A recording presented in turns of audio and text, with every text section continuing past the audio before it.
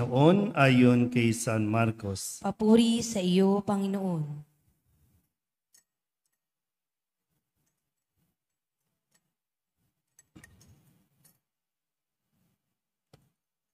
Noong panahong iyon, lumapit ang isa sa mga iskriba kay Jesus at tinanong siya, "Alin pong utos ang pinakamahalaga?" Sumagot si Jesus, "Ito ang pinakamahalagang utos. Pakinggan mo, Israel. Ang Panginoon na ating Diyos, siya lamang ang Panginoon.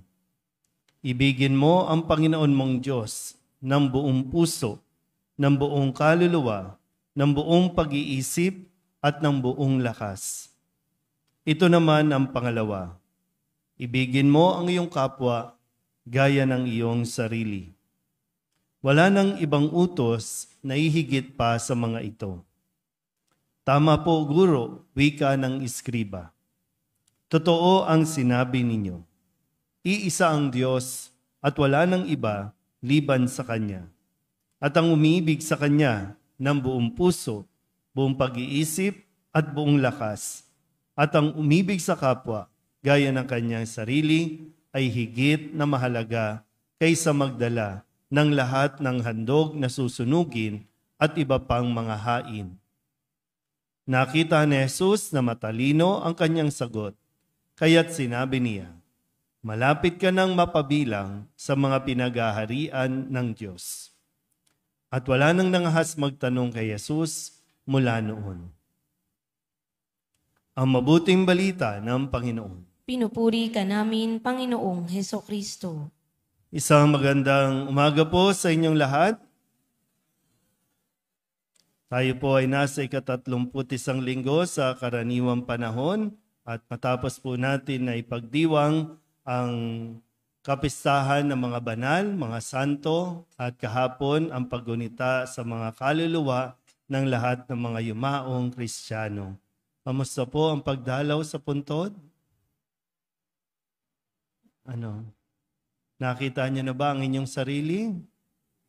Kung kayo man ay maipapasok sa puntod o kaya naman mailalagay sa garapon? Di ba, marami pong realization, di ba, na kahit gaano ka kayaman, kahit gaano ka katalino, kahit gaano ka katanyag, yun lang naman yung kakailanganin mo. Maliit na espasyo o kaya botelya lang ang kailangan mo.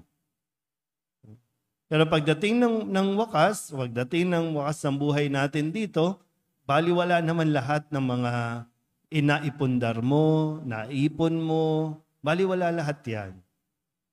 Kasi lahat naman ay iiwanan mo. Kahit ipagdamot mo pa yan, kahit ipagkatago-tago mo pa yan, kahit anong passcode pa o password pa ang ilagay mo, makukuha at makukuha yan ng mga taong maiiwanan mo dito. Bagamat hindi natin inaalis na mahalaga yan o importante yan, pero ngayong linggo ay mas pinaalalahanan tayong paggugulan o pag-ukulan ng panahon ang pinakamahalaga. Yan ay ang pag-ibig. Yan nga, di ba? Pag dumadala tayo sa mga puntod, pwede natin mabalikan paano ba nagmahal ang taong ito. O kaya naman, paano mo ba siya minahal? O pagpunta doon, sisipain niyo pa rin yung puntod. Galit pa rin kayo. Huwag na kayong pumunta kung galit pa rin kayo. Pero maganda rin minsan, no? Kung galit kayo, pwede niyong i-express pa rin eh. Sigawan niyo kung gusto niyo sigawan. Pero patapos noon, okay ka na dapat eh. Kasi mahirap po yun, no? Na mabuhay tayo sa galit kasi ang taong namumuhay sa galit, sa impyerno ang bagsak niyan. Kasi ang langit ay lugar para sa mga taong nagmahal. Hindi lang basta mga taong minahal, kundi nagmahal. Kasi ang Diyos, kahit ang tao paulit-ulit na magkamali, minamahal niya. Pero kapag hindi minahal ng tao ang Diyos, anong karapatan niyang pumasok sa langit? Kasi mahirap po yun, di ba? No? Halimbawa lang, kayo po, sasabihin ng mga magulang, mahal ko yung mga anak ko. Pero yung mga anak hindi nagmamahal sa magulang, may kapayapaan ba sa loob ng bahay? Wala rin. Pero kailangan manggaling sa atin yung willingness natin na magmahal. Kahit hindi tayo mahalin. Kasi yung taong nagmamahal, yun yung mas magkakaroon ng kapayapaan. Kesa sa taong ayaw. Kahit magrebelde yan, magwala yan, magalit yan sa mundo, sa lahat ng tao, hindi yan nagiging masaya. At kapag nailibing tayo, babalik at babalikan tayo ng mga taong nakakaalala sa atin dahil sa pagmamahal na ibinigay natin sa kanila. Kaya nga dito sa ebanghelyo natin, mayroong isang iskriba, nagtanong kay Jesus. Matalino na ito kung tutuusin. Itinuturing na ito ng komunidad na pinakamatatalino doon sa kanila. Kasi mga eskriba nga, mga nakakaalam ng kautusan. Memorize nila lahat yan. Yung 600 laws na dapat sundin ng isang Israelita, alam nila yan. Pero alin ang pinakamahalaga sa napakaraming utos na ito? At dumadami pa ng dumadami. Sa batas na nga lang natin dito sa Pilipinas, diba? Dumadami pa ng dumadami. Mayroong mga pati nga anti-ihi, anti-dumi, anti-aso, anti-tao. Lahat na may antay. Pero hanggat hindi tayo bumabalik doon sa pinakamahalaga, pag-ibig, wala din. Gulo pa rin yan. Nagkakagulo pa rin tayo. Kaya nga lagi, ibigin mo.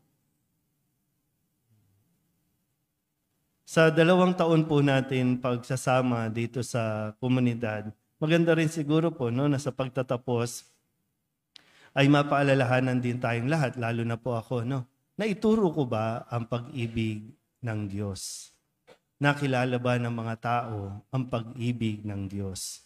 Kasi kahit anong dami nating ginagawa, hindi ko alam, pasensya na kung napagod kayo sa akin sa 2 taon na ito. Pero kahit sa dami ng gawain natin dito, kung hindi tayo nadala sa tungo sa pag-ibig, walang say-sayo. Nagpagod lang tayo. Napagod lang tayo. Baka nagpasikat lang tayo. O ako. Nagpapampam lang ako dito. Kung wala ako na ituro o naibigay man lang. Kaya nga unang-una, ako muna. Kilalanin ko muna ang Diyos. Ibigin ko muna ang Diyos. Para may maibigay ako sa inyo, sa mga tao na aking nakakasalamuha. Bagamat, minsan may iba't iba ang ating expression ng pag-ibig. Iba yung pamamaraan. Pero yun lang, sana yung hangad ko rin kung papaanong pinaalala ni Jesus ang pinakamahalaga sa mundong ito.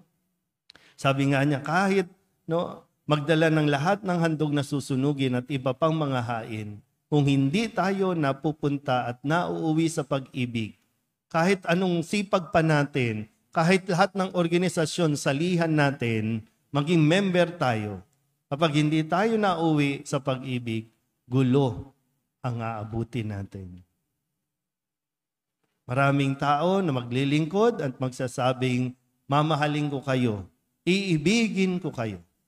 Pero kapag hindi yan umiibig sa Diyos, wala tayong magandang direksyon na patutunguhan. Sabihin niyo nga po, pag-ibig sa Diyos. Madali lang po yan sabihin, pero yung hamon ay yung pagkilos o gawa natin. Kaya nga utos ang pag-ibig. Pero bago ito naging utos, ito ay biyaya muna ng Diyos sa tao. Binigay niya muna ang kanyang pag-ibig sa atin.